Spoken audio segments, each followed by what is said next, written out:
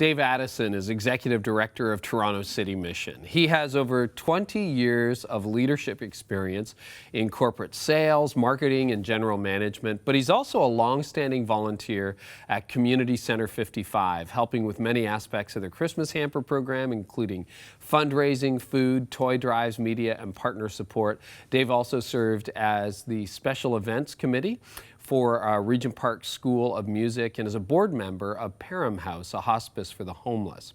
So he also happens to be executive director for the last few years of Toronto City Mission. It's really good to have you here today.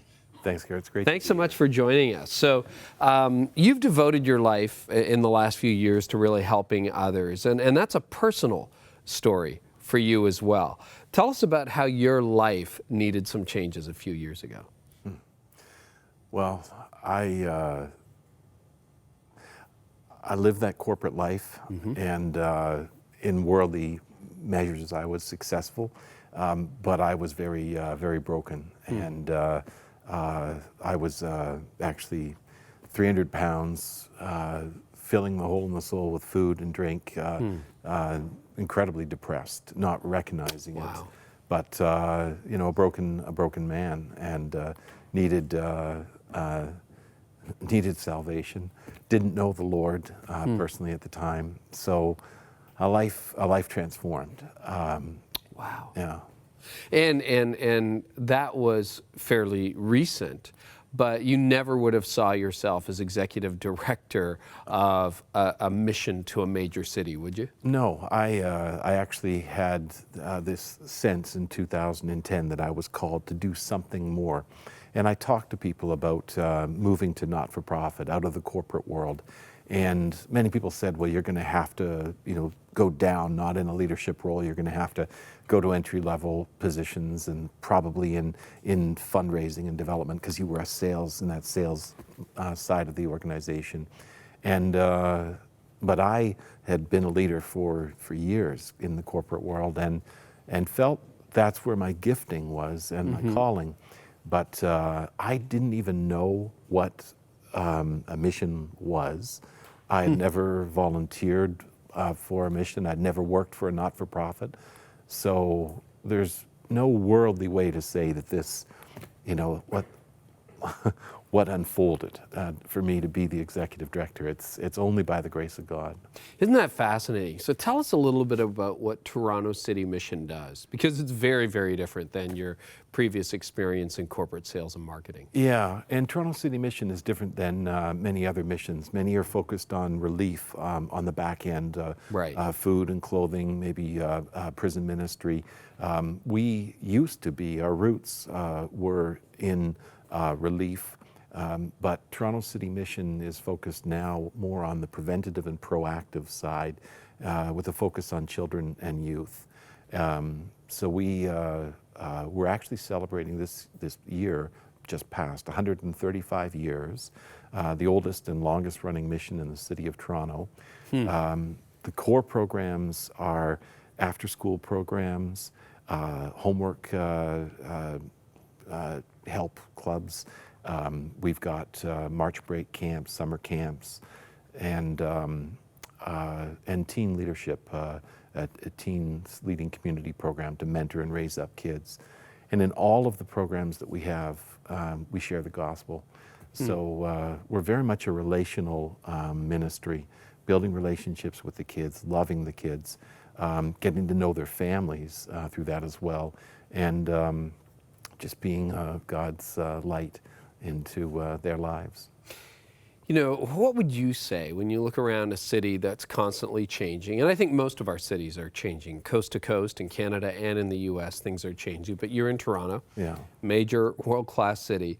What are some of the biggest obstacles you see facing families today? Well, a lot of the families that we serve are broken, and many of the children don't have a father. And so I think that is has a huge impact on the development of the kids that we serve. So having a whole family is key, and the second is having God at that table. And I think a lot of families today haven't brought God to be at the table, and the kids don't know Jesus, and that's where I feel called to, like in Matthew 13, that mustard seed, to plant that seed in the heart of the children, and then just to watch it grow, and to watch lives transform. So the absence of a father and also the absence of God from homes is really what you're up against every day. Absolutely. Wow. Yeah. Tell me, do you think it's harder? Because, here we can get to your stage of life, my stage of life, and say, man, I think it was easier when we were kids than it is today. What would you say about that? Is it harder growing up as a kid today in the city than it might have been 10 years ago, 30 years ago, 40 years ago? Yeah, I absolutely believe it is harder. As a father of two boys, one 17, one 19, I look at what the pressures that are on them, the influences that are there. It's unbelievable, the challenges that they face, the worldly challenges. So I look back and I think of the innocence of my youth. My parents did also raise me with the church. I was head of the junior and senior youth group, head server. I worked at the church in the summer, but I walked away from the Lord when I went off to university. But those seeds that were planted, we've tried to do that with our kids. Yeah. But ultimately we know that all we can do is invite them, and then they make those choices. Yeah. No. So what are some obstacles that kids are facing today that they wouldn't have faced in the city 20 years ago? Well, I mean, in the communities that we serve, there's a lot of gang activity. Yeah. So there are a lot of, they're being pulled. Which way do they go? So the gangs are more active than they were a while Yes. ago. Oh, I when I reflect back on my youth, I was unaware of gangs. But We have bullies, but yeah. I mean, I wasn't raised in Toronto either, but in other cities, and we have bullies, but no gangs. Yeah, and we're in Kingston, Galloway, Flemington Park, in Willow Tree, St. Jamestown, not so much with gang activity, Jane Finch, certainly. So I think the other side is just the whole social media, and this how we present ourselves, and it's something other than who we are authentically, and I think there are a lot of challenges that can draw kids away from knowing themselves and being honest and true. Living for likes on Instagram, Yes. that sort of thing. Yeah. What is making the biggest difference in the lives of families today? Like when you look at the hope, because you can look at the problem and go, oh my goodness, I don't know that we can even make a dent in it. But when you see progress being made and you have had some success, what are some of the key ingredients? Well, if I come back to our mission statement, we just worked as a leadership team last year to rewrite our mission statement. Through God's transformative power, we build loving relationships to bring hope to children and families impacted by poverty. And the relationships are key to making those connections with the children. The connections with the children bring us into relationship with the families. And by sharing the word and being the hands and feet of Christ, we bring hope. Right. And so hope is the key when someone believes in themselves. The world, the opportunities are endless.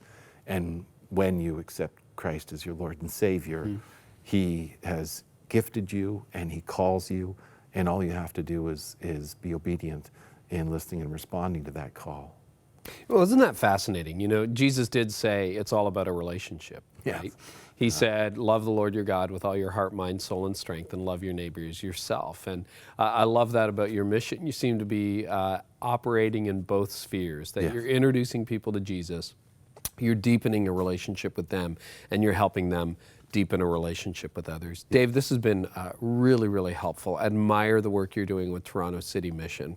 And maybe you're watching today and you would say, you know what, I don't have a lot of hope in my family right now, or I'm struggling. And I just want you to know that we have our prayer lines, and they're open 24 hours a day. And so maybe you came from a troubled background, maybe you're watching, you see your kids getting under the influence of gangs, or you yourself are realizing that you're succumbing to addictions, or the brokenness of a family, or the lack of Christ in your home, or the lack of a father figure in your home. If any of that hit home with you, why don't you give us a call right now? You can call us at 1-866-273-4444, 24 hours a day, wherever you are. Someone will pick up the phone, listen to your story, pray with you.